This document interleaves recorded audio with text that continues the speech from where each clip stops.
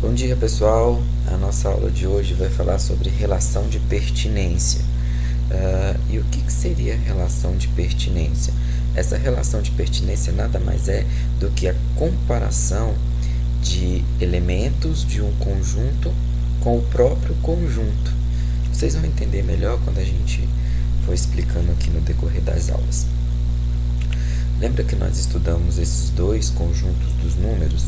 O conjunto dos números naturais, que são os números positivos, os números inteiros positivos, números inteiros no sentido de não ter vírgula, e os números e o conjunto dos números inteiros, que é o conjunto dos números negativos,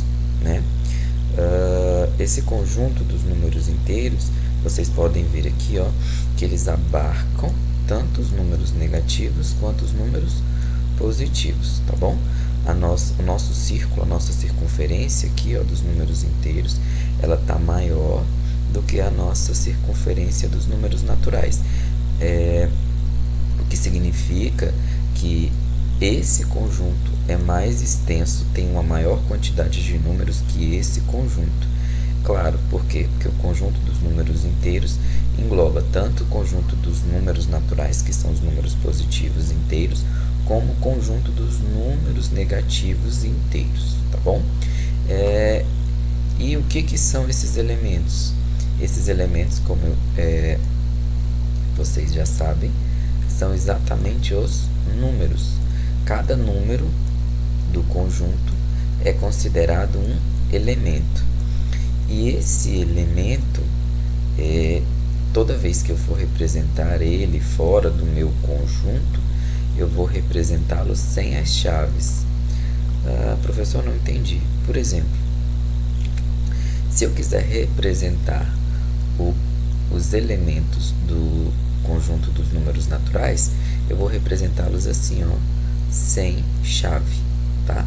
Eu estou falando isso, pessoal, porque vocês precisam de saber a diferença entre elemento e subconjunto. Tá certo que agora vocês não vão, a gente não vai adentrar na matéria de subconjunto, mas vocês precisam de saber que o subconjunto é representado por chaves e os meus elementos representados sem as chaves. Se porventura eu tivesse isso aqui, entre chaves, eu estaria diante de um subconjunto e não diante de um elemento, tá?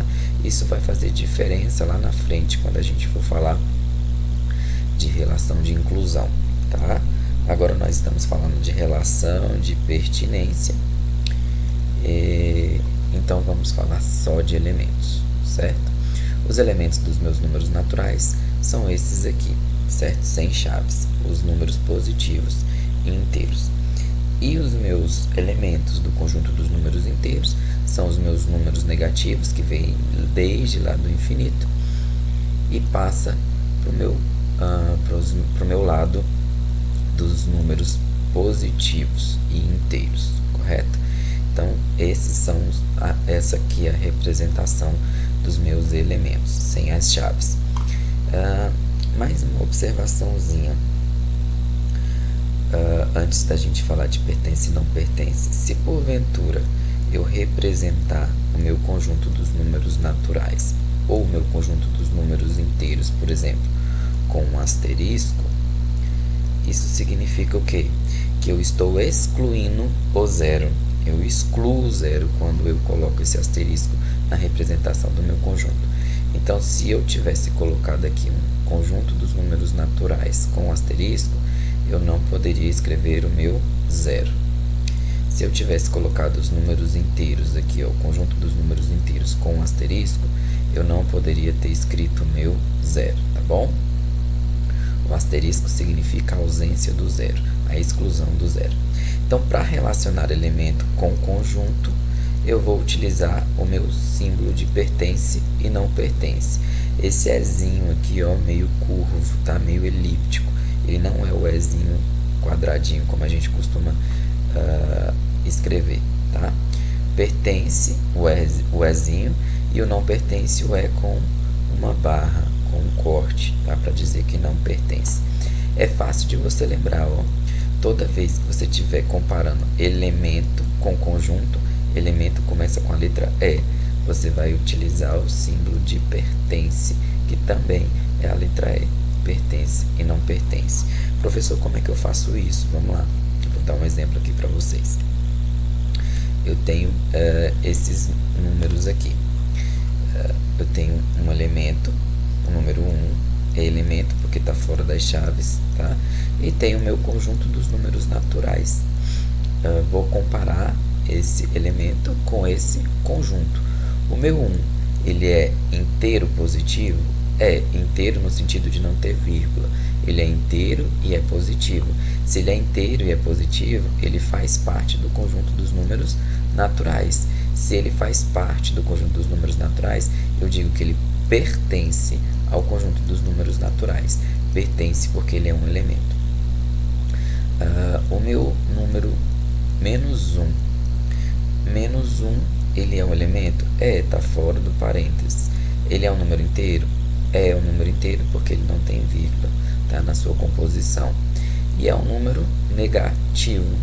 Lembra que os números negativos estão dentro dos conjuntos dos números inteiros aqui, ó. Então, se ele está dentro do conjunto dos números inteiros e eu estou comparando esse elemento, esse número, com o conjunto dos números inteiros, significa dizer que o menos 1 pertence ao conjunto dos números inteiros. O 3 é um elemento, porque ele está fora das chaves, é um número inteiro, porque não tem vírgula, e é positivo. Se ele é inteiro positivo, ele está dentro do conjunto dos números naturais. Então, o meu 3 pertence ao conjunto dos números naturais. E agora eu vou comparar o menos 5 com o meu conjunto dos números naturais. O meu menos 5, ele é um elemento? É, está fora das chaves. Ele é positivo? Não, ele é negativo. Ele é inteiro? É, porque ele não é formado por vírgula. Então, número inteiro e número negativo, ele pertence a qual tipo de conjunto, pessoal? Conjunto dos números inteiros. Aqui ele está dizendo que ele está comparando com o conjunto dos números naturais. Se ele está comparando com o conjunto dos números naturais, significa dizer que esse menos 5, porque é negativo, não pertence ao conjunto dos números naturais. E aí eu utilizo a minha relação de pertinência, o meu símbolo aqui, ó, de não pertence, tá bom? É dessa forma que vocês vão fazer, vão analisar os exercícios de pertinência de elementos com conjuntos, sempre utilizando o símbolo pertence e não pertence, ok? Espero que vocês tenham entendido. Aguardo vocês na próxima aula. Fiquem com Deus e um grande abraço.